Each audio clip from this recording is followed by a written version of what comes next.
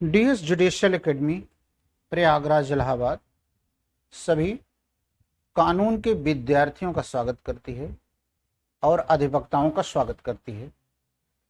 DS judicial academy आज कानून के विद्यार्थियों के लिए साथ ही साथ वकीलों के लिए बलात्कार विषय पर क्या कानून की वर्तमान स्थिति है, इस पर कुछ बताने जा रही है।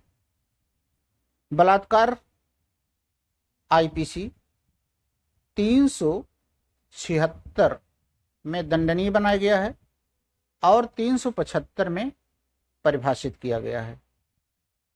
375 में जो इसकी परिभाषा दी गई है वह यही है कि किसी भी स्त्री को अगर उसकी सहमति के बिना इच्छा के विरुद्ध धोखा दे करके छल बल कपट से उसकी स्वतंत्र सम्मति से नहीं उसके साथ लैंगिक संबंध यदि बनाया जाता है तो वह बलात्कार की श्रेणी में आता है।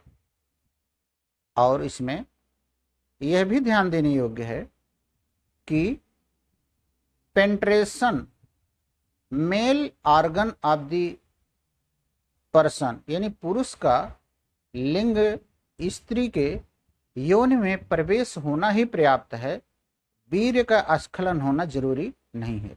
Penetration is necessary but it is not necessary to discharge the semen of the person. केवल प्रवेशन ही जरूरी है। अब यहां पर एक नई बात आपको बताना है। सुप्रीम कोर्ट ने एक ले डाउन किया है, डिजिटल रेप। अगर स्त्री के वेजाइना में मेल ऑर्गन जाता है, मेल ऑर्गन से अगर कोई प्रवेशन किया जाता है तब तो वह रेप कहलाता है।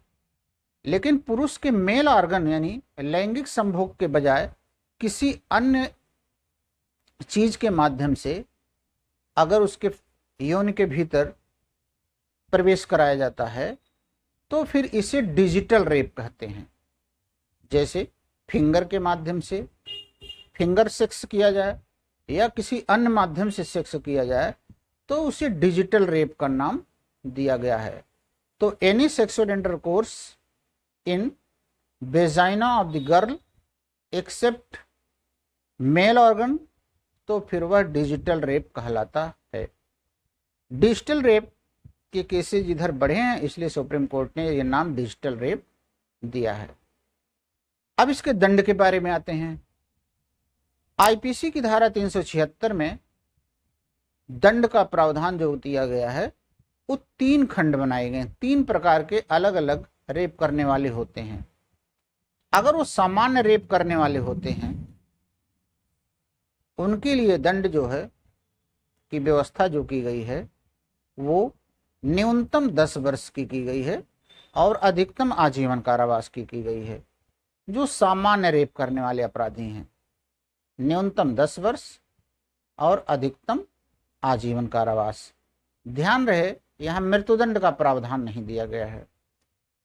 दूसरे कैटेगरी के जो बलात्कारी हैं वो 376 के दूसरे क्लास में आते हैं। 376 के दूसरे क्लास में आने वाले रेपिस्टों के बारे में, बलात्कारियों के बारे में एक व्यवस्था है कि ऐसे बलात्कारी वे हैं जो कहीं पर किसी अधिकारी के कब्जे में स्त्री को रेप करते हैं या कहीं हॉस्पिटल में डॉक्टर किसी अपने कब्जे की स्त्री से रेप करता है या पुलिस के कब्जे में कोई स्त्री वहां रेप करता है। 376 के दूसरे खंड में यह दूसरे प्रकार का रेप आता है। अर्थात विश्वासरित संबंधों में अगर कोई स्त्री किसी के कब्जे में है उनके साथ रेप किया जाए तो उनके लिए दंड की व्यवस्था न्यूनतम 10 वर्ष अधिकतम आजीवन कारावास है। ये दूसरा क्लास है। दूसरे क्लास के अलावा अब तीसरा क्लास है। तीसरे क्लास में अगर 16 वर्ष से कम की लड़की के साथ कोई रेप किया जाए 16 वर्ष से कम की लड़की के साथ कोई रेप हो, बलात्कार हो, तो न्यूनतम दंड का प्रावधान 20 वर्ष रखा गया है, जो आजीवन कारावास तक हो सकता है। 20 वर्ष रखा गया है, जो आजीवन कारावास तक हो सकता है। ध्यान रहे यहां पर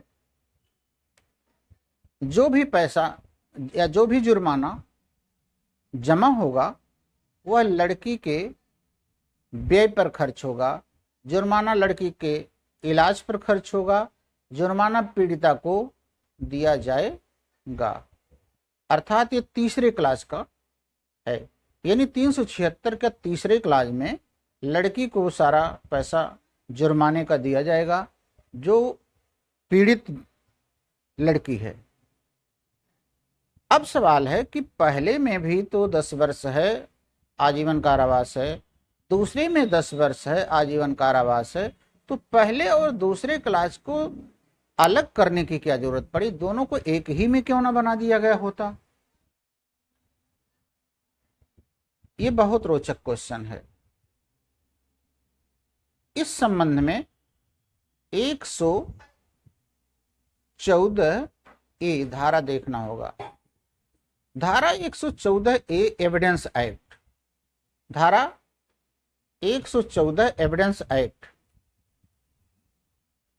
के अंतर्गत बलात्कार के बारे में उपधारणा का प्रावधान किया गया है, प्रिजम्पशन किया गया है कि अगर 376(2) का कोई भी अपराध हुआ है, वहां पर 114A की उपधारणा न्यायालय करेगा। क्या करेगा? अगर जो लड़की FIR लिखाई है, न्यायालय में केवल 2 बात कहती है। पहला तो ये कहे कि सेक्सुअल इंटरकोर्स उसके हुआ है, उसके साथ हुआ है और मेडिकल में वो साबित हो जाए, नंबर 1। और दूसरा है ऐसा सेक्सुअल इंटरकोर्स उसकी इच्छा के विरुद्ध हुआ है। यही 2 बातें अगर साबित हो जाए, उसकी सहमति के बिना हुआ है, यही 2 बातें साबित हो जाएं, बाकी लड़की को कोई भी साक्ष्य देने की जरूरत नहीं है। पहला, सेक्सुअल इंटरकोर्स हुआ है, मेडिकल से साबित है, नंबर 1, और उसकी स्वतंत्र सम्मति के बिना हुआ है, नंबर 2। अगर 2 बातें साबित हो जाएं तो लड़की की तरफ से सबूत का भार लड़के की तरफ चला जाएगा और उसे साबित करना पड़ेगा कि यह रेप नहीं हुआ है और यह लड़की की सहमति से हुआ है। तो सबूत का भार ऐसी दशा में लड़की पक्ष से लड़के पर यानी प्रोसिक्यूशन से अभियोजन से अभियुक्त पर चला जाता है। तो एक महत्वपूर्ण बात आपने देखा, जब सबूत का भार लड़के पर आ जाएगा तो लड़के के लिए थोड़ी सी दिक्कत होती है, वरना अभियोजन पक्ष को क्रिमिनल केस में संदेह से परे साबित करना पड़ता है। तो एक महत्वपूर्ण अंतर आपने जान लिया कि 114A एविडेंस एक्ट की उपधारणा का प्रावधान, एविडेंस एक्ट की उपधारणा का प्रावधान IPC 376(2) पर ही अप्लाई है, बाकी 376(1) पर नहीं अप्लाई है, 3 पर भी नहीं अप्लाई है, ऐसा संशोधन में है।